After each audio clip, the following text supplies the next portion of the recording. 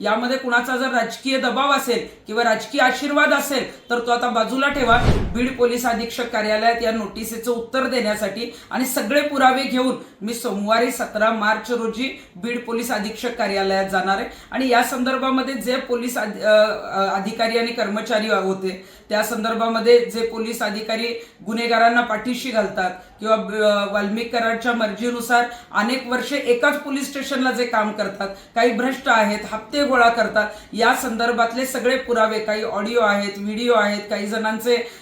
FIRच्या बाबतीतले पुरावे आहेत, हे सगळे पुरावे घेऊन मी आता जे आहे ते पोलीस अधीक्षक कार्यालयात जाणार आहे आणि माझी गृहमंत्री आणि पोलीस अधीक्षकांना हीच मागणी असेल की तुम्हाला पुरावेच पाहिजे होते ना, आता पुरावे घ्या, पण तात्काळ यातले पोलीस अधिकारी आणि कर्मचारी जे आहेत ते बीड जिल्ह्याच्या बाहेर त्यांची बदली होणं गरजेचं आहे आणि ज्यांनी पूर्णपणे चुकीचं काम केले त्यांचं निलंबन होणं गरजेचं आहे। यामध्ये कुणाचा जर राजकीय दबाव असेल किंवा राजकीय आशीर्वाद असेल तर तो आता बाजूला ठेवा, कारण बीडचा जर गुंडाराज रोखायचा असेल तर मात्र आता या पोलीस अधिकाऱ्यांना बीड जिल्ह्याच्या बाहेर घालवणं गरजेचं आहे।